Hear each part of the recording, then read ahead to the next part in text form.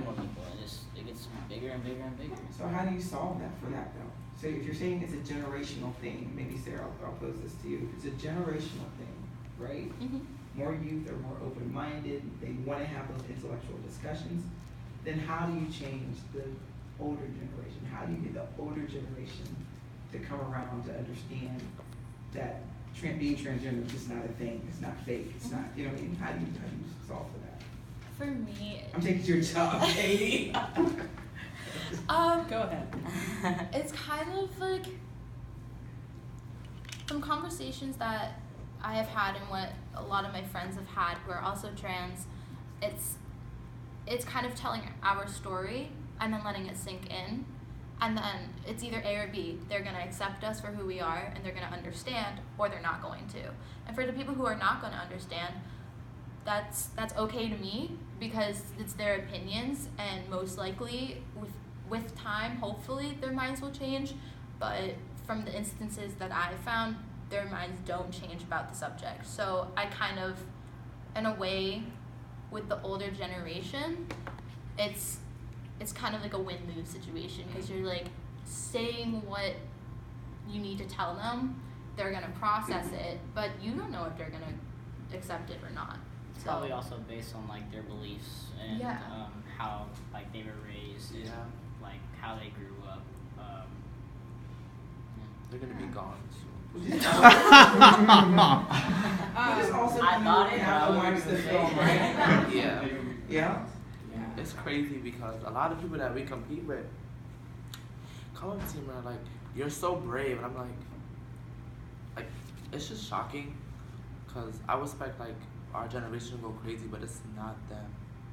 Like it's not them yet. I just want to share a couple of data points that I think underscore this.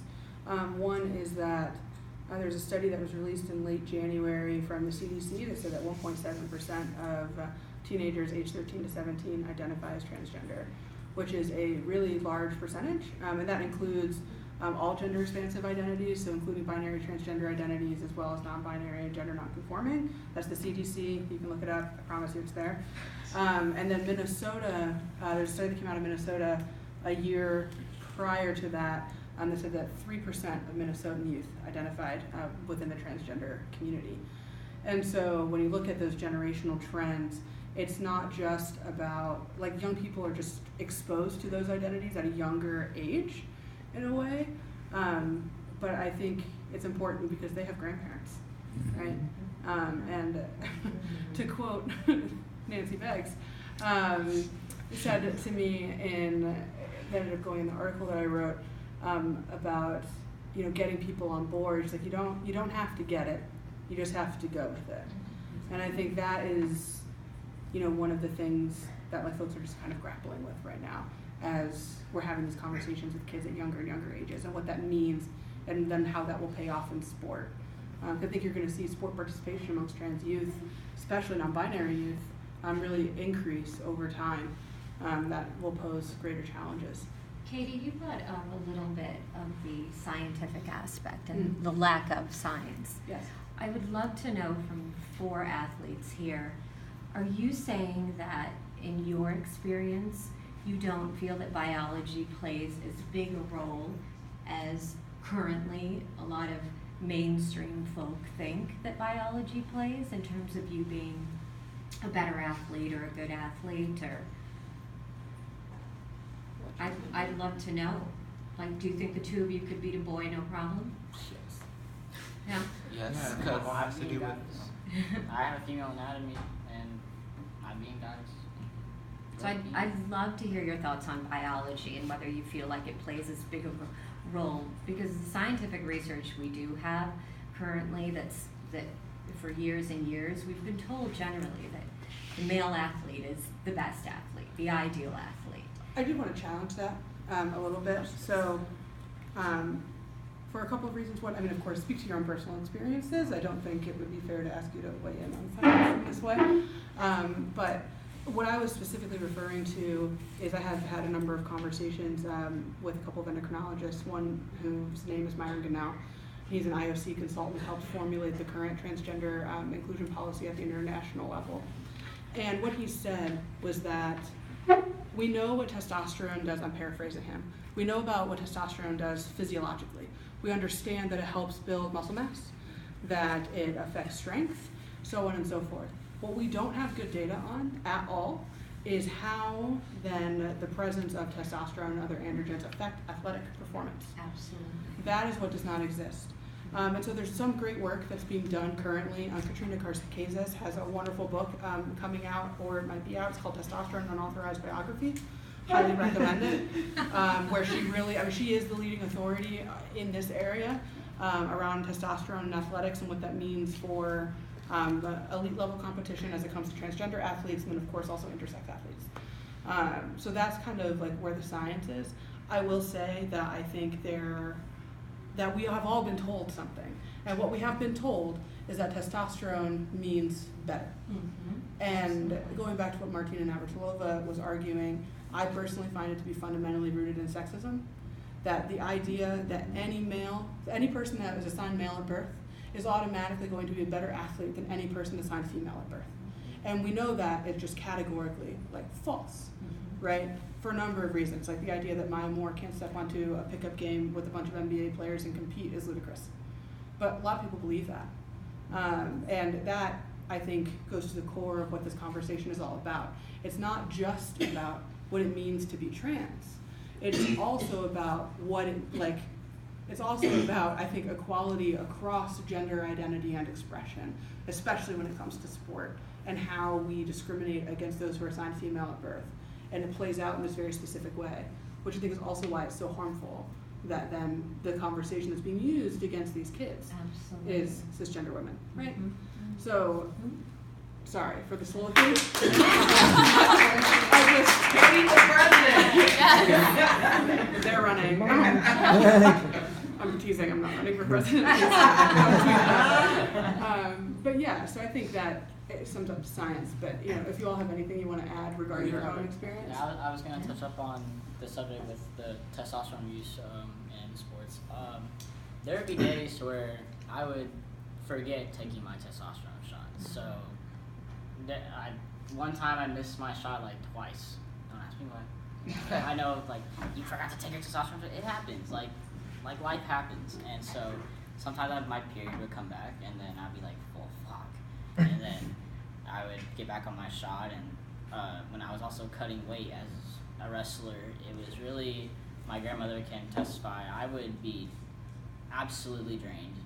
I would be cutting food out, cutting water out, and with my levels, because I also had a hormone blocker, and I was also taking testosterone, so it was depleting my estrogen, depleting my testosterone. So I really wasn't getting as much energy as a normal adolescent should. And all these other things, as I was working out 2-3 times a day, it was absolutely draining. And I would have to eat 2 or 3 times more than what I would actually have to eat, and I would gain more weight because of it, and then I would have to cut 5-6 pounds during practice. So it's definitely something that people don't understand. I think that once the conversation becomes more prominent and people start talking about it more about their experiences, people understand that it's a very complex situation, and that there's more to it than just the surface. Mm-hmm. Mm-hmm. Terry, you were gonna say something. Let me tell y'all, there's some girls down south that's pretty quick on their feet. Yeah, it's it's an athlete in the Olympics. I forgot her name, but her testosterone level was high, and she can give males a run for their money. So it's no I don't know how to really say it, but it's no proven fact that it says that a male will always be a woman. It can go both ways. As long as you work hard or you're working for it, you could get beaten. Everyone gets beaten. This is part of life. Mm-hmm. It's in that history. It's in history when that female tennis player beat that male tennis player. I'm sorry. Billie Jean King. Billie Jean King did beat Bobby Riggs. I just need to say that. Yes, thank you. Yeah, Thank you. I couldn't think of it, but I knew. It was so long ago. Absolutely. Yeah. It's Iconic moment. Just carry on, man. Yeah. That was your history lesson. Yeah, but like it's in history, like females have been men, and I mean, there's no true fact that a male is better than a woman or a woman is better than a man. It's just how hard you work. Lots of questions. Yeah, that's what I was asking. We'll head up the director. Yeah.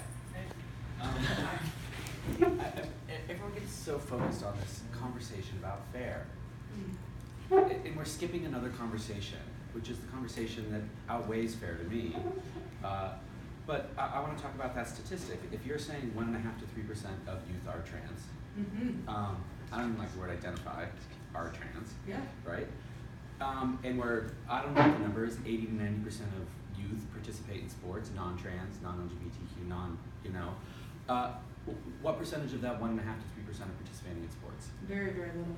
Very little. That's the conversation. It's like 12, This conversation about fair is irrelevant. Yeah. It's rigid and binary, and it's a bunch of discrimination hiding behind fair. Yeah, the Human Rights Campaign has a study that came out this year that looked, and I think according to them, about 68% of non-LGBTQ teenagers were participating in sport, youth will say, and that number was down to 39% for LGBTQ identified folks. To break that down by identity, 12% of transgender women, a little bit higher for trans men, around the same for non-binary folks. So it's very, very small. And you should actually fact check me on those numbers. I don't know them as well, but You can't find the numbers. Like I don't know if the hard data. Well, I mean, but HRC within their national youth study that came out, I want to say it was like May.